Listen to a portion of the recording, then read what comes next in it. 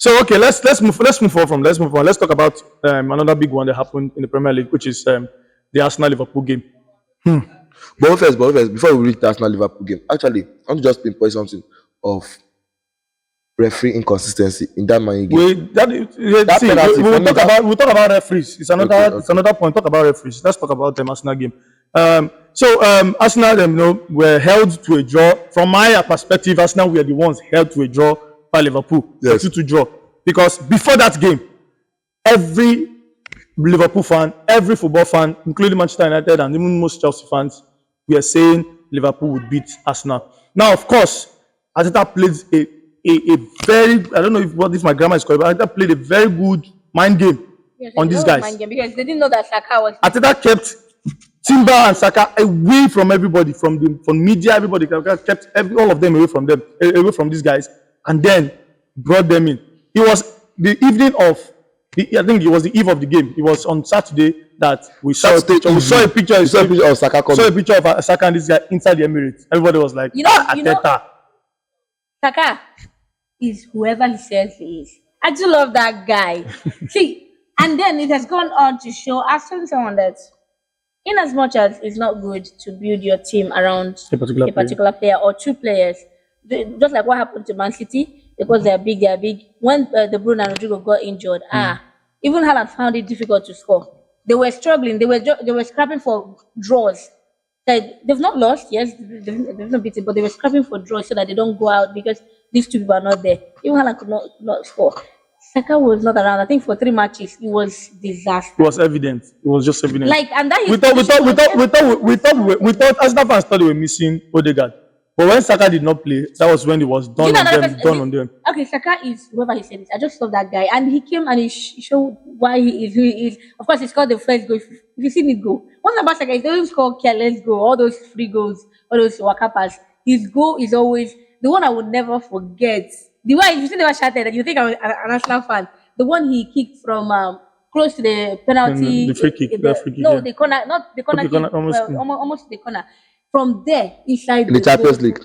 Yeah, no, that was Premier. That was Premier League. The Champions League. Is that the Premier? I think it was Champions League. The Champions League against what is PSG. that? PSG, yes, it was Champions League. PSG. I think against PSG it was Champions League. Yeah, it's PSG. It was Champions League. That they won, I think 3-0. 3-0. 2-0.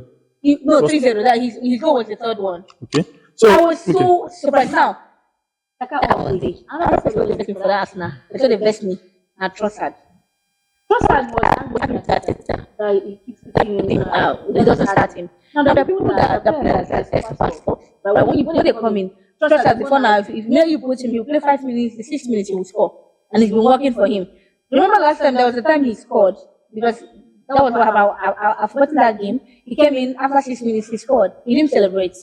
Pushing celebrate because he was looking at after the match, then he's upset because they lost him. Now they started starting him. You don't look for Trossard in the pitch, you don't see him. I think he's playing for in his defense. He's playing in the midfield right now, and as I think I was Destiny. I was talking to before now that the difference in Saka, Trossard being in that midfield is that he's not a creative player. Like when we're talking about attacking midfielder, he's not a creative player. So when Arsenal, it's not Trossard they're looking for. They're looking for their wingers. If you notice, when Jesus was playing, was Jesus they were looking for? When was against Bournemouth? When Sterling played, it was Sterling because they look for the person who they know can give them that creativity at that moment. So it will be hard for Trossard in that midfield. Yes, no, we need him. Arsenal needs him in that midfield. It's a better option. If Arteta cannot play one area, then Arteta Trossard is the best option in that midfield. In that midfield right now. Yes, like I said, he can give you. This is why it's there because he can make the drive. He can drive. He can make. But in terms of all those defense splitting passes, all those things you expect, you see Odegaard doing. He can't do it. Omo do. See Palmer do. He can't do it. He's not a number 10. He's a winger. I always rate him ahead of Martinelli. I always rate him ahead of Martinelli. I always rate him ahead of him. But it's just that he's not as fast as Martinelli. That's why you always get that. There's always that bias around this game. And so let's also point out something. Let's also point out something quick. Liverpool were, in quote, are in quote, this is the best team this season in the Premier League. Not in They've quotes. been. Remove the quotes. No, Remove the quotes. because of what happened yesterday, Wait. I have to put the quotes there. remove You have to quotes put the because- quotes. I have to put the remove quotes. because even with what's happening so far, their play, the way everything about them, and these guys, of course, Man City used to be like the best. They are unbeaten, nevertheless, but Liverpool is on fire. See, Remove the quotes. I'm not saying I'm not living out the code. I'm saying in code because of what if we're talking about Arsenal Liverpool. So I'm using this game as a reference. Everybody expected with the defense that you had Ben White, who had not played in central defense in like how many 3 years? seasons. Like how many years? You have a Ben White who is just come back from injury, who is not even fit yet. Arsenal players, Arsenal fans know he's not fit yet. You have Partey playing at right back against probably one of the most informed winger this season. In the player of Luis. You had only Gabriel was the only person at least who was, and then you had Timber who's just coming from injury, and Liverpool could not break down that Arsenal side.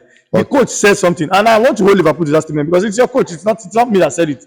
The coach said this is the first time this season that the team is better than them. So I cannot leave that quote out of Liverpool, of Liverpool being the best team this season. Yes, they've been the best team, but I'm saying in quotes because as a Liverpool fan, you have to be worried that if your team could struggle against an Arsenal side that would have won that game, if not for the carelessness of Martinelli, because Martinelli caused that third goal. People think it was the defense. Yes, Kiwa is a very slow person. Kiwa doesn't have the brains of a defender. So that's why I try to take all of them out of that, central. Take them, play them 2 or 3 because they do not have the brains of a central defender. They don't know how to read the game. So Martinelli was careless. There are many times Martinelli would have helped Arsenal kill off that game, but he was very careless on the ball. So Arsenal would have won that game yesterday, and what would have been said of Liverpool? It took Timber and Gabriel leaving the game for Liverpool to actually penetrate the Arsenal defense. So it means at the end of the day, Liverpool ended up playing against an 18-year-old boy. Is it 17 or 18? 18-year-old boy, a Kiwa, a White, and a Partey. Who wouldn't break? Haaland would break through that defense. It took that for Liverpool to break it. So my point is, in as much as we've praised Liverpool, I said it in one comment section. I said, I think it was in my WhatsApp group. I said, is this the same Liverpool? People are shouting. This Liverpool that played against Chelsea. I'm not saying that they of course they didn't have, but when you see a team at full force, you will know that okay, these guys are ready to actually go all the way. But personally, I don't see Liverpool going all the way. If this is how they want to play, I don't see them going to go. So fine, just speak. Let me just bring like this. The thing is that Liverpool, I already say this, it's easier to mark a star midfielder out of the game than marking a star winger out of the game. Why do I say so? Because at least that midfielder, by the time you have choked the midfield, you will not see the space, but you cannot choke the wing. You cannot choke the wing. So literally, why you feel like everybody saying that Liverpool play Chelsea well because they choked that midfield for Palmer to not see ball to play. Yes. Now, Saka being a winger. They marked Palmer, not even Palmer is 2-1. Like they were giving Palmer 2 players to mark him. One player marked Palmer. One player was only Curtis Jones. No, it was only Curtis Jones that marked Palmer. We will not do that here. It was only Curtis Jones. He said it after the game. Curtis Jones said it after the game. We saw it even before during the game.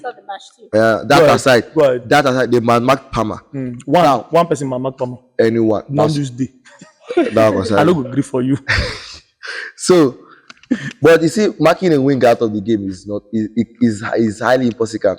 Why do I say so? Because wingers usually stay at the flank. If you can't choke the flank, you go leave midfield. Meaning that no how you yourself you go leave that wing to mark that midfield. You'll be free. You understand? So it's easier. That's why Liverpool struggled to curtail Saka, because I didn't mean it was Odegaard that is their star man. Let's say it was only Odegaard in this game. You see that Arsenal will still be his 100% best. I will tell you that Saka is not injured. All of you are telling me he's injured. I said no, Saka is not injured. But only thing by me I can say he have probability of being injured. Saka is not injured, because I was looking at Liverpool game. This guy, and they were bringing talk that they saw Saka going somewhere like working normally. I'm not like Saka is not injured. It's just that something fish is going on. And now he played. Everybody now saying that Arteta played my game for Liverpool by starting Saka, and Liverpool self, okay, Robinson suffered on that. Check it now. Robertson was. I'm sure Liverpool fans are saying it now. More, we need to get the left back. They are saying it now because he was like Saka played. Saka with that finished guy. him. Saka toyed with that guy. Finished him. And this is a Robertson that most times Saka struggled against. Yes. But right now Robertson is not. Robertson is not there. Aside that, one special thing I love about Saka is he keeps getting better. Saka has never had a bad game. You can't say, okay, in this guy game, Saka did not see. Nah. Saka is always there. He's always present. And then he keeps getting better. You see, he outdid himself in England, Nations Cup qualifiers. That's where he got the injury and all that. But before then, even while playing for the country, while playing for club, he keeps getting better. You feel like, okay, you've seen the best of him yet. Next match, he will show you something else. So if he met you in the first game, he observed how you marked him. Next game, you will not be able to mark him that same way. And that is how a player should be. Don't be one that they can actually detect your next move, how you're going to do it. Because that person coming to play, maybe this person was marked last week, and then coming back and with that confidence, I did it before, I'm going to do it. But then you change, show them, and that's one thing that I love about Saka. He is good, and he's never said it is. Well, like I said, Liverpool fans should look at their squad right now and then be very worried that if you cannot, of course, if they will look at it that they've escaped, but we all know that if Arsenal had their full strength in that match yesterday, it would have easily been a 4-1 or a 3-1, 3-1, this thing. In the game, I was telling that Arsenal needed Sterling in that game for me, because Sterling would have jinxed him and created more chances. I think my problem with that, he made changes very late. Yeah. Even when that game was 2-1, I was expecting him to have taken out Martinelli. Yeah, early. He was seeing that this guy was like even tired. That's my problem with Arteta. There are many times this season when you see that, okay, make these changes. Everybody's seeing it. We are seeing it from a different continent, different part of the world. You are seeing it inside the game. This guy is running like in front of you. You see that this guy is tired. Take him out. You have a Gabriel Jesus that is the same as this Martinelli. They are the same sort of, the same type of. They play the same pattern of football. They dribble a lot. They do the same kind of this thing. So bring him in for this guy. Gabriel Jesus can do the same. Track him back, and he does it. So why keep this guy in that game to that time? And it was still the same Martinelli that Skelly gave him the pass for a counter, and see where the ball is here. This is where Martinelli was running. I don't know whether he thinks the ball would develop legs and come and meet him where he is. He did the same thing against with Skywalker too. That led to the them pushing to go and equalize against Arsenal. This was the same guy.